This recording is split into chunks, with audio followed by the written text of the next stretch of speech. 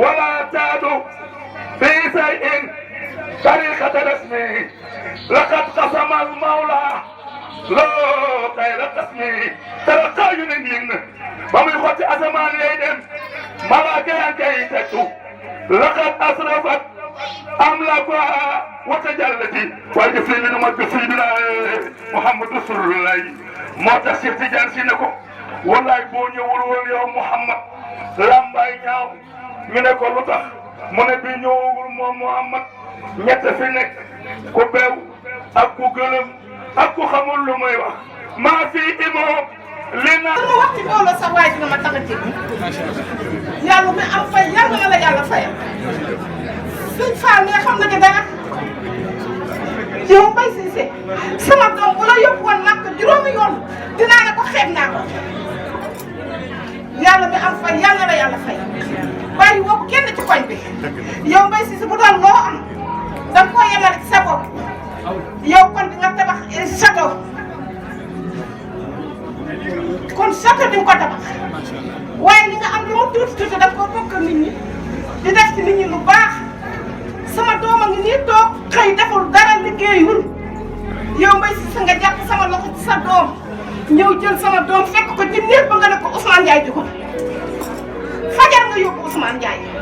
yóbbu ko ci sa xarit benn bakkan na ko am kii sama jarbaat la tayal ma ko Ousmane Ndiaye lu mu am ci xéewal ci wërsëg ginnaaw yàlla yow mi Mbaye Cissé la kon nag yàlla mi am fay yàlla ma la yàlla fay Mbaye Cissé rus naa su ma jullee suba bu ma ñaanee rus naa bàyyi sa tur yow Mbaye Cissé yàlla la yàlla suturaal jërëjëf. macha allah jërëjëf Ablaye ah dégg nga soxna si li mu seede te xam naa ne suñu jotaay li ci ëpp ci loolu lay dellu. macha allah bis bi mooy toll waaye nag. tàmbaleeku ñu de. dëgg la tàmbaleeku ñu. dama doon nuyu gars yi rek. waaw tàmbaleeku ñu. dama doon nuyoo rek. am na ñu ngi fi. kon balaa ñuy tàmbalee dañuy tàmbalee ñaan. dëgg la waaw ndax dama doon nuyoo. dëgg la te tàmbalee ko. waaw kon ma jox imam. imam Cheikh. maam Cheikh mu defal ñu ñaan. waaw ñu doog a jublu ci bis bi dañ doon nuyoo rek. dañ doon nuyoo rek.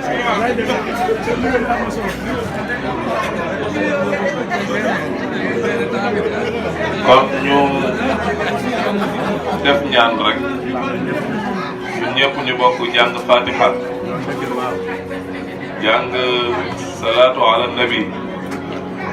teg ci ayatul kursi yi Ixlaas Falaq ak Naas yi tëjewaat ko salaatu ala nabi ñu def ko hadiya yonent bi sallallahu alayhi wa sallam ñu ñaan yàlla yàlla mottali lépp.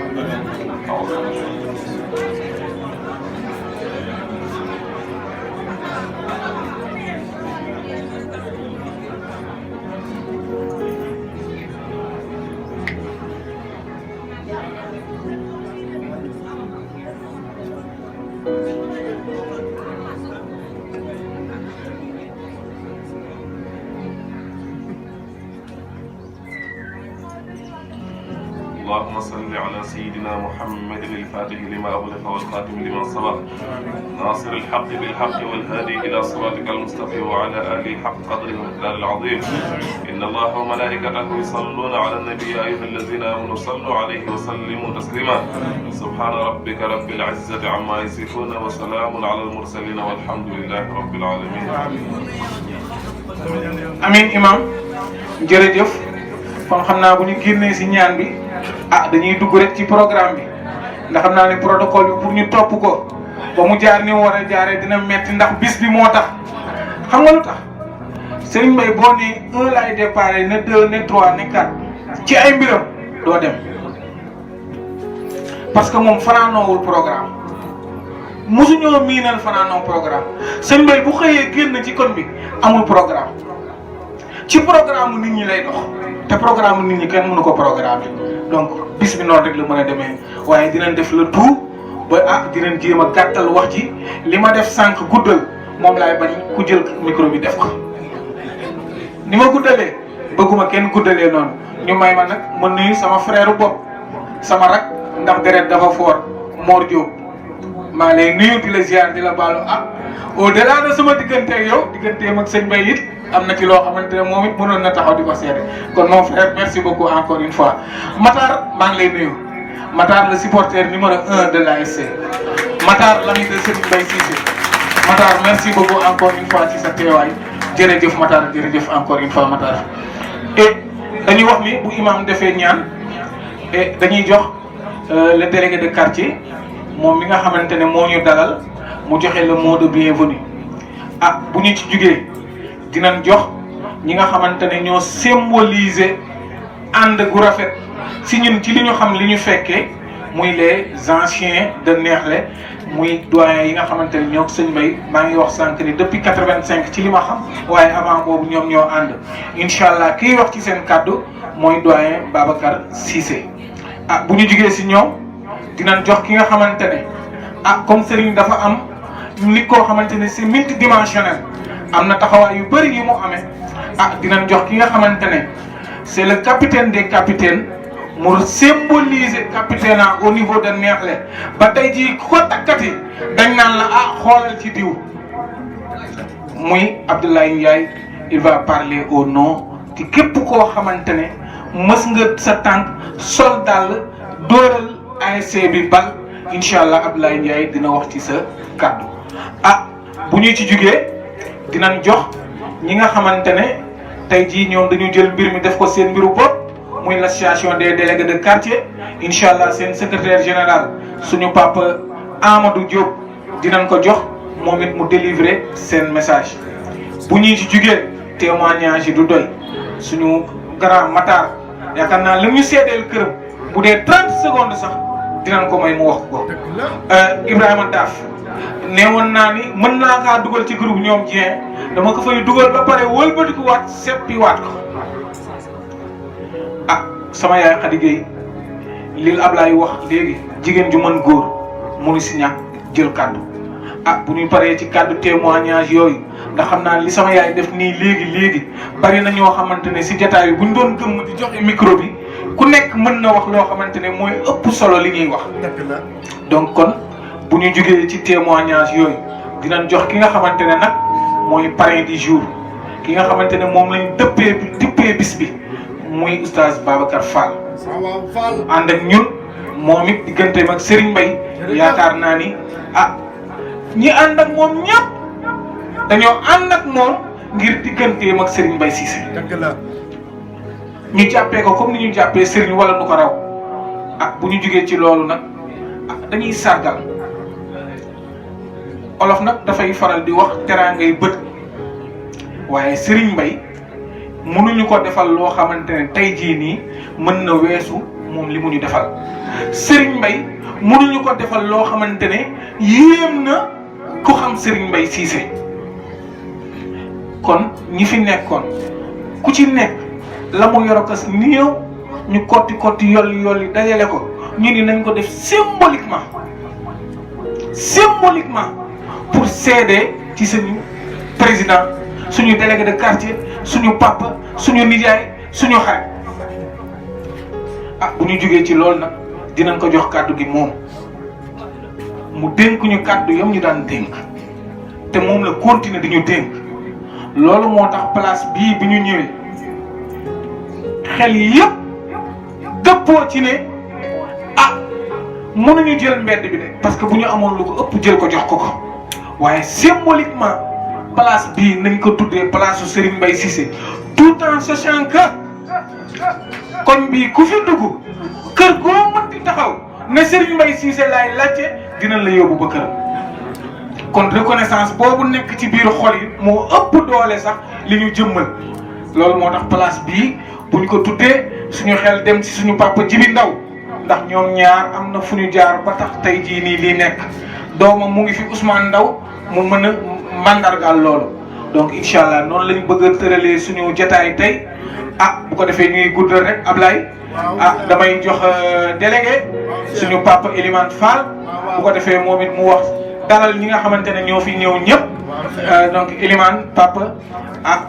kaddu gaa ngi noonu Ablaye nga dugal ko. dëgg la service civil quartier yëpp ku ne ñëw na ñoo xam ne li ñu am yombul sëriñ de duñu wax ci moom dañ koy ñaanal yàlla sutura ak kaaraange li ñu xam ci moom mënuñu koo wax ndax ni mu nekk ci ni mu mel ci njaboot gi te ni mu noppale ci njaboot gi noppal leen ci lépp dan lay ñaanal yàlla rek. jaabantee ci école bi te ñu daan indi ñu leen di inscrire ñëpp mu leen di ñaanal kenn sant ci Cissé mu ni kon kii ay doomu jàmbur lay jël di ñëw di leen inscrire ci école bi loolu yëpp wane taxawaayam ci pour seddali rek Babacar li mu wax ak doyen Serigne ma lay seedeel ni sa xarit yii bés bii dañ ci jàpp ni ñu ci war a jàppee bari na lu tënku woon bi ñu ñëwee tënkeeku na par la présence de doyen Ibrahima Dieng mu ñëw suñuy réunion bokk ak ñun wax ñu laaj ñu lu ñu bëgg ñu wax ko mu delloo ko ci groupe bi mu ñu indiwaat ko suñu biir donc merci beaucoup. kon dañuy ñaan benn pause le temps que ñu julli ñëwaat borom bis bi nag wax naa sànq mën na ko programmer de ndax amul programme dañuy dem rek ñëwaat incha allah ñu dugg ci. di ci boole suñu imam Babacar Fall bi nga xam ne sëriñ nga xam ne xam ko di sant di gërëm aussi les autorités coutumières di délégué de quartier yi nekk ak vraiment représentant administration bi yëpp di leen di gërëm leen sant à mon nom ak sama tur sama xale yi ma àndal bon dina difficile nag mais du tere dinaa xaw forcé wax di sant di gërëm les initiateurs surtout parce que vraiment ñoom mention spéciale parce que je pense que lii ça va rester gravé et de façon indélébile dans l'esprit de tous les Yëmbalois vraiment et je pense que dina servir pour la génération future parce que lu am solo parce que lii xale yi dañ ñoo won dañ ñoo jàngal dara moo tax olof day wax ne nga xale toujours dee ko defal lu baax parce que lii moo tax xëy na bi ñuy gis sëriñ bay muy toog fa la xale yi am na ñu doon romb sax di ko ñàkkal fayda naan amul fulla amul fayda moo xale yooyu toog ci mbedd mi moo xale yooyu toog ci boppu koñ mais tey le résultat est là ku nekk tey bëggoon nga am lu mel ni di wax encore une fois sargal dafa am solo moo gën sargal à titre de costume yàlla nañu ci yàlla musal je pense que Sénégal ak àddina bi bari na bëgg nañ loolu li lay sargal à titre de costume mais nit bu defee lu baax ci bi muy dund nga xamal ñëpp ak ñi mu dëkkal que lii la fi def mu xam ko dina ko servir dina servir exemple pour ñeneen donc Serigne Baye man mënu ma la fay parce que biñ dalee ànd yàgg na depuis 83 di ànd donc je pense que sooy wax ci nit lu sincère day yomb ñu nekkuñu fi pour di ko jey suñu âge permettre ñu ñuy wax lu dul safaanu ak dëgg wax ci Serigne Baye nag day jafe mais dina yomb day jafe dans la mesure où que doo xam fooy commencer ak fooy yem boo buggee wax yëpp doo fi presque da nga clôturer débat dina yomb parce que li ngay wax dafa nekk loolu dund ak moom mu nekk lu sincère ñi toog di la témoigner xam ne li ngay wax dëgg la moom mi koy dëgg xam ne li ngay wax dëgg la yow mi koy wax tu es avec ta conscience donc day daal di nekk lu yomb donc Serigne Baye comme ni ko ñëpp waxee man mënuma nekk fii di détailler ses qualités ses bienfaits mënuñu ko kon pas de la di qualifier ses bienfaits nañu xam ne la c'est quelqu'un bu xam ne il est sincère en amitié c'est quelqu'un bu nga xam ne socialement il est bien xeebul nit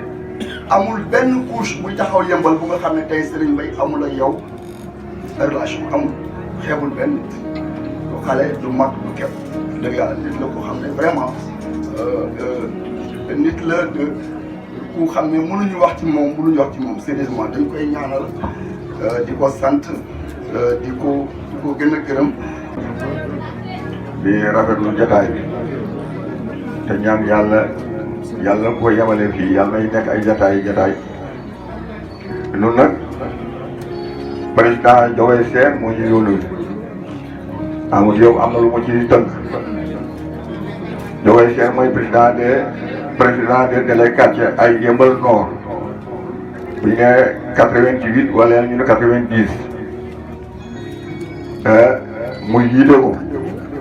ñu toftal ci Babacar mii ngeen di sargal tey kon ñun rëcc wuñu li ñu ko doon toxalee ci Jogoy ndax bu fekkoon te ni amul woon lu mel ni moom association bi dana xaw a am rëq-rëq ndax Jogoy bi mu tëddee dafa xaw a yàgg waaye fi mu tegoon tànkam man nañuy Babacar teg na ci fukkam te li ngeen wax ci otoom ñun xam nañu ko bu baax ñun nga xam ñoo yor association bi bokk ci bureau bi lépp loo xam ne lii war nañu koo doxal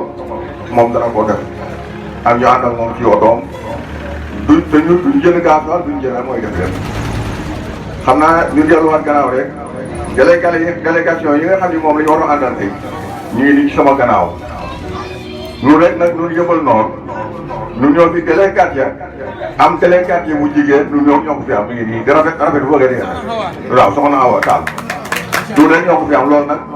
kooku vraiment war ngeen koo xam bu baax xam ni li nga am ñun rek ñoo ko mës a am kooku nag yombul kon li ñu am nii préfet war na koo xam maire war na koo xam bu baax a baax xam ni ñun ñi am na lu ñu yàlla defal Yeumbeul Nord am na lu fi yàlla def. di nuyu encore monsieur le maire yaakaar naa moom itam wax ngeen léegi taxawaayam wax ngeen li mu taxawee ci Yeumbeul Nord wax ngeen li mu taxawee Pikine loolu am na lu ñu ci xam bu baax ndax ñun ñii nga xam ne ñooy dem Pikine te bëgg a ñëw xam na ne mu àndee monsieur le maire gis na bi mu ko tegee ci wetam sëñ Abdou daan